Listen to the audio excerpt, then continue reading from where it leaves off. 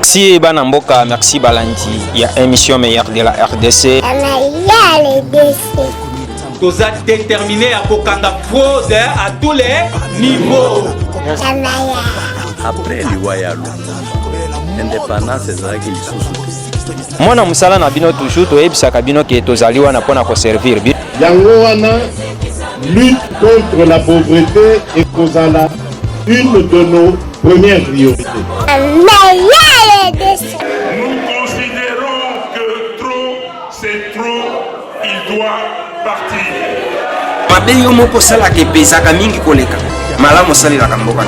C'est ça l'inconvénient ya Congolais. Balessier, nani atindie. Yo lingi nani atinanga. Soki le 23, élection ezalité le 24, tout sengi indépendance à biso. Kaka na masolo ndenge ezalaka toujours. Les os la passe, tolo bate. Vous servir, c'est notre devoir. Et surtout dire la vérité.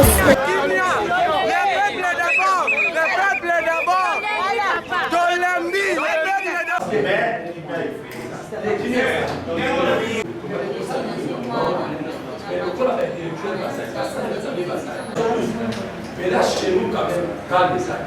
Alors, le fois que ça a marqué, la qualité est là, vous pouvez être développé, avec vos solutions.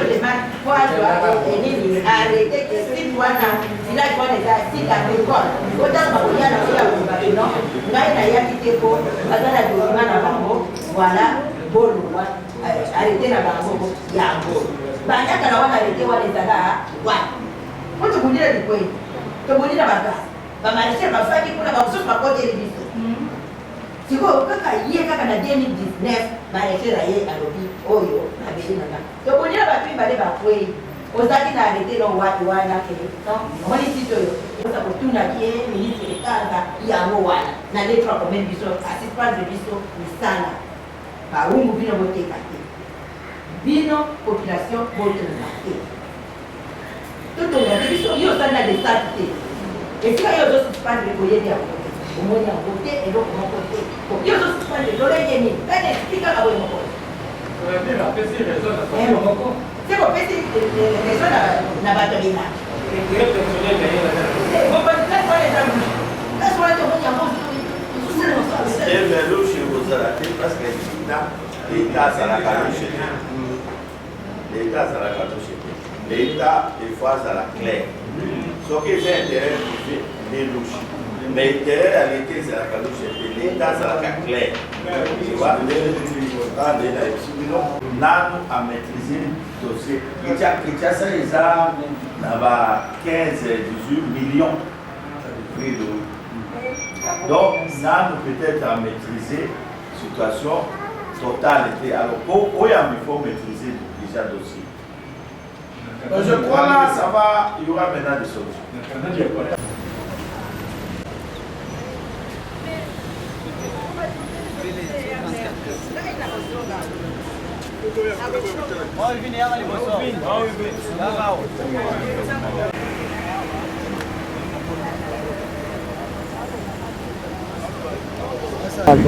Merci pour la parole.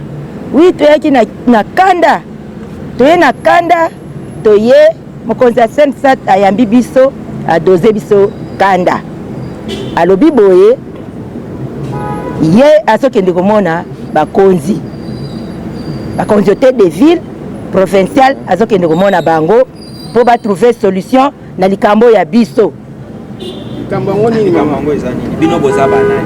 Biso tozali population ya village Mamonambwa.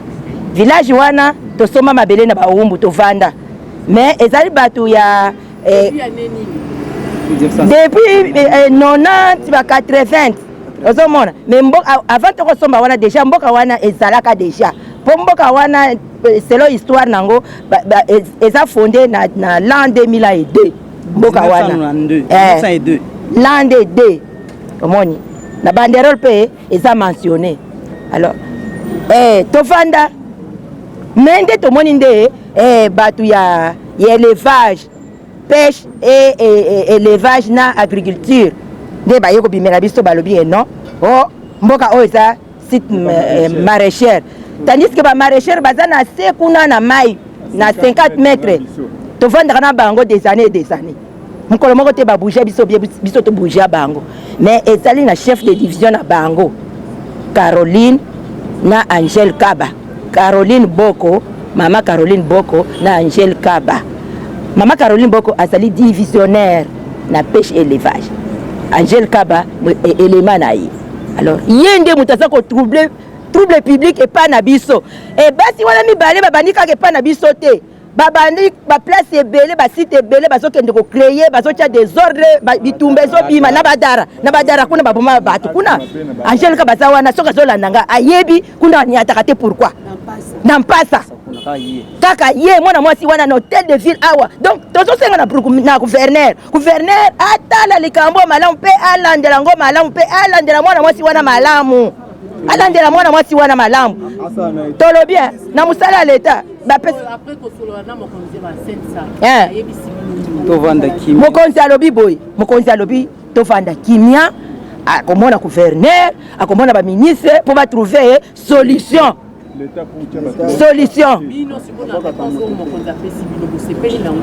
Na mokonzi asensa apesi biso tosepeli nango ebe eloko biso tosengi pe boye tolobi boya Brugumes ya commune ya Kimbanseke Monsieur Katembo Edouard promoteur monene soki kozomona ba désordre to bima boye promoteur ezali ye ayebi musala te vraiment toza ko dénoncer ministre intérieur atala biso kawe pa ya mutu na ye Katembo incompétent tala bakulu na boni bolandaka na Molière botala parmi ba commune nyonso tala Kimbanseke ozomona Katembo azali incompétent a mérité te omoni Katembo a mérité te pe asiyonaka te tous les 4 points ndeti boye omona mamonambwa kuna FARDC ba ye baza ko beta bato mais ye a comité bon yo za Brugumes tina na ya ki Brugumes ezali nini yo ozotekela biso ngai nazali awa voilà identité na ngai iye mutu apesi biso mikanda oyo omoni yo osoloba ke yo yebi biso te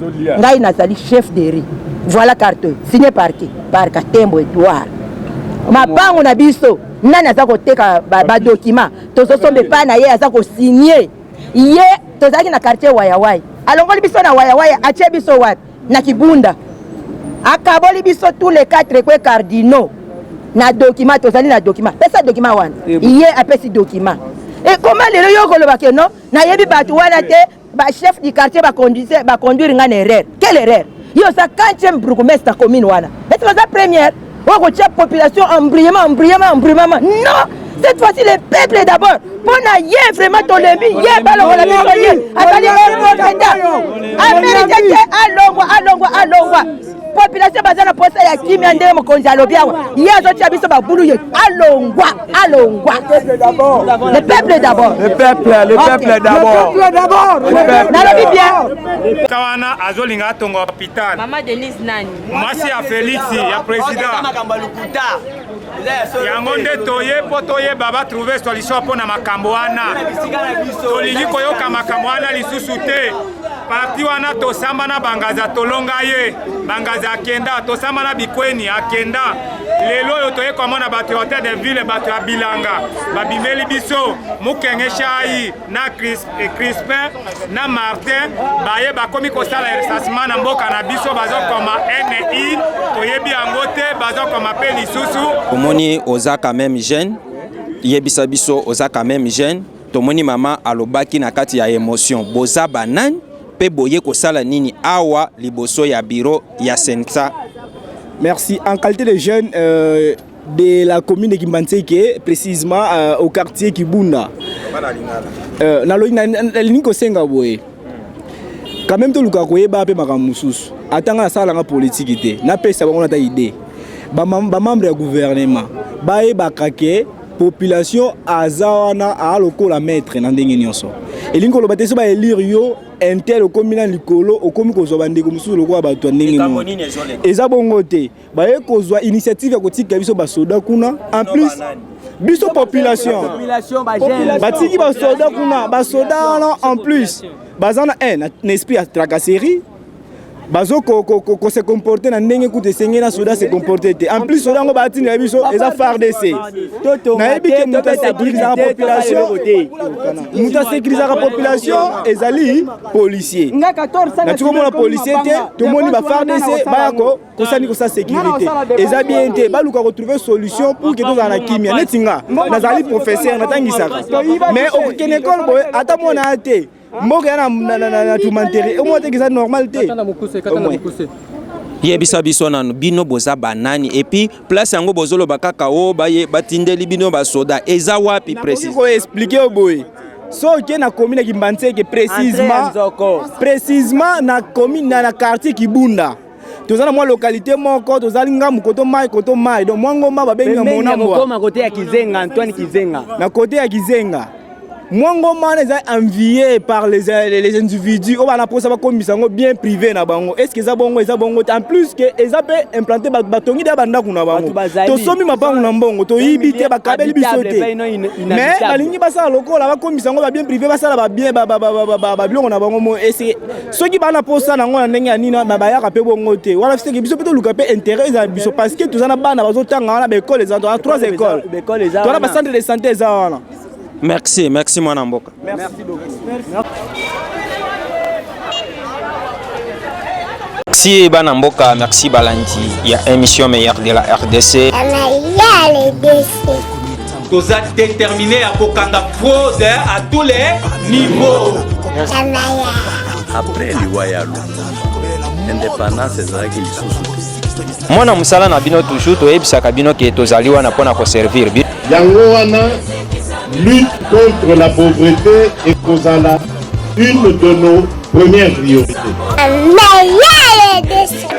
considérons que trop, c'est trop, il doit partir.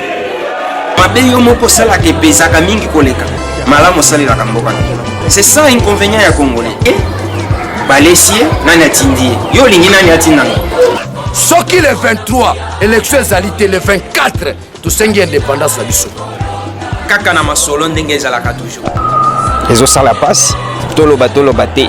Vous servir, c'est notre devoir. Et surtout dire la vérité.